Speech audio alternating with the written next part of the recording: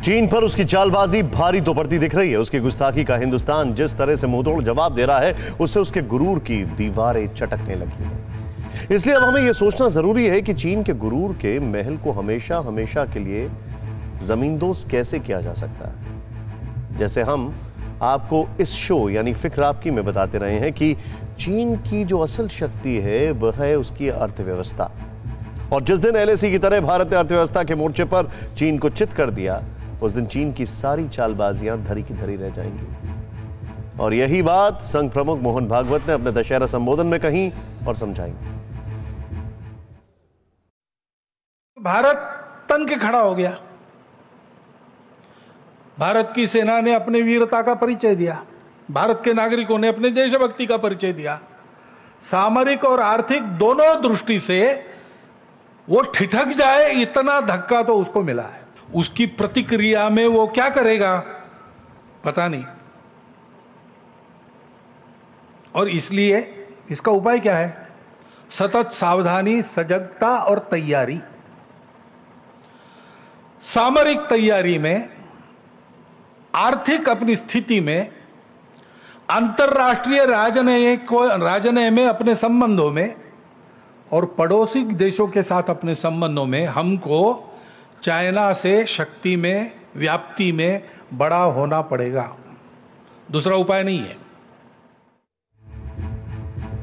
संघ प्रमुख मोहन भागवत ने जो कहा उसका सीधा सीधा मतलब यही है कि गलवान में चीन की गर्दन तोड़ने वाला हिंदुस्तान उसकी कमर भी तोड़ सकता है, और ऐसा बिल्कुल मुमकिन है क्योंकि 40 साल पहले भारत सिर्फ आबादी और क्षेत्रफल को छोड़कर करीब करीब हर चीज में चीन से आगे या बराबर था। लेकिन चीन ने पिछले 40 सालों में जो कर दिखाया है, अब उसे हिंदुस्तान को भी हासिल करना होगा।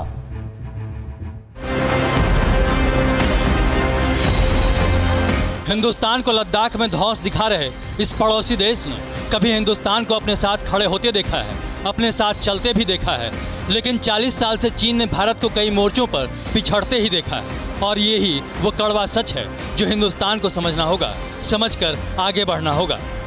चीन का फन कुचलना है तो भारत को अपनी ताकत बढ़ानी होगी। चीन ने पिछले 40 साल में जो कर दिखाया है उसे हिंदुस्तान को भी हासिल करना होगा। चीन का गुरूर उसका दुनिया की दूसरी सबसे बड़ी इकॉनमी होना है, और उसे गुरूर करने का हक भी है क्योंकि ठीक 40 साल पहले चीन और भारत में आबादी और क्षेत्रफल के अलावा कुछ ज़्यादा फर्क नहीं था। लेकिन देंग शियाओपिंग ने 1980 में जब बदलाव शुरू किए तो देखते ही देखते चीन की तस्वीर बदल गई।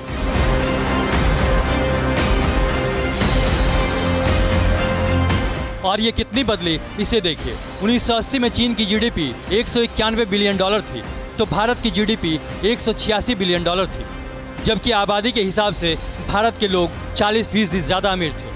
चीन की प्रति व्यक्ति आय 195 डॉलर थी तो भारत की 267 डॉलर थी। यानी 40 साल पहले चीन और हिंदुस्तान एक ही पायदान पर खड़े थे, लेकिन कम्युनिस्ट देश ने जब आर्थिक सुधार लाए तो आंकड़े तेजी से बदलने लगे।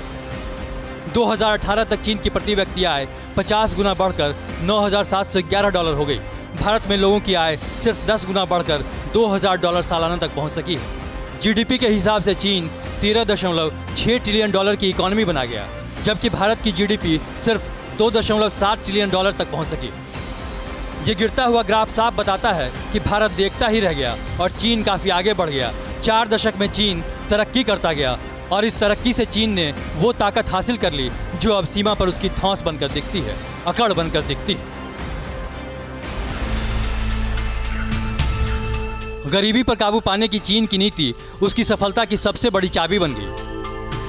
1987 में चीन की 66% आबादी गरीब थी, जबकि भारत में गरीबों की तादाद 49% थी। अब चीन में सिर्फ 0.5% गरीबी रह गई है। वहीं भारत में गरीबी तो कम हुई, लेकिन आबादी का 20% हिस्सा अब भी गरीब है। चीन में देंग शियाओपिंग ने जो सुधारवादी नीतियां लाई, उसका असर करीब करीब हर आर्थिक और सामाजिक क्षेत्र में देखने को मिला। लेकिन हिंदुस्तान को समझना होगा कि 40 साल जरूर गुजर चुके हैं, लेकिन भारत की 1 अरब 30 करोड़ की आबादी का संकल्प अब भी हिंदुस्तान को आसमान पर पहुंचा सकता है। चीन से जंग का एक मोर्चा शहरीकरण भी है। आज चीन में 60% लोग शहरों में रहते हैं। भारत में सिर्फ 35% आबादी शहरों में बसती है, जबकि आज़ादी के बाद कई सालों तक चीन में सिर्फ 12% लोग शहरों में रहते थे, जबकि भारत में चीन से ज़्यादा 17% लोग शहरों में बसते थे।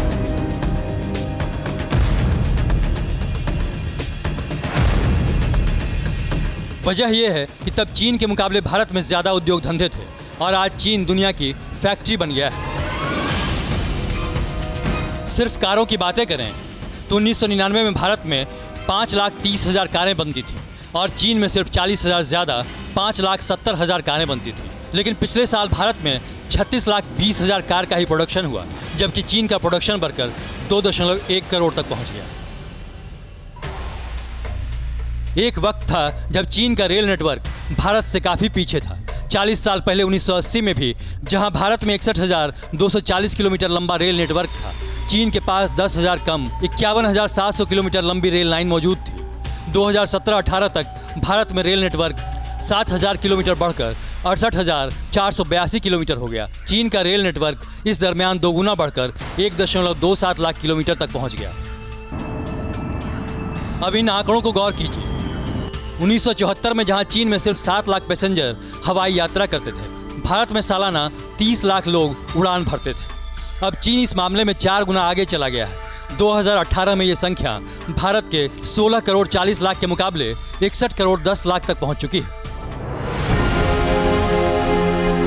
ये गिरते हुए ग्राफ ही हमें सिखा रहे हैं कि हिंदुस्तान को आगे कैसे बढ़ना है। चीन के विकास की लकीर से हमें अपनी लकीरें लंबी कैसे करनी है। एक तानाशाह मुल्क को जमहूरियत की ताकत कैसे दिखानी है, कैसे इंडिया को सुपरस्टार बनाना है, सुपर पावर बनाना है। न्यूज़ टॉप 9 रोज सुबह 7 बजे और शाम 7 बजे सिर्फ TV9 भारतवर्ष पर।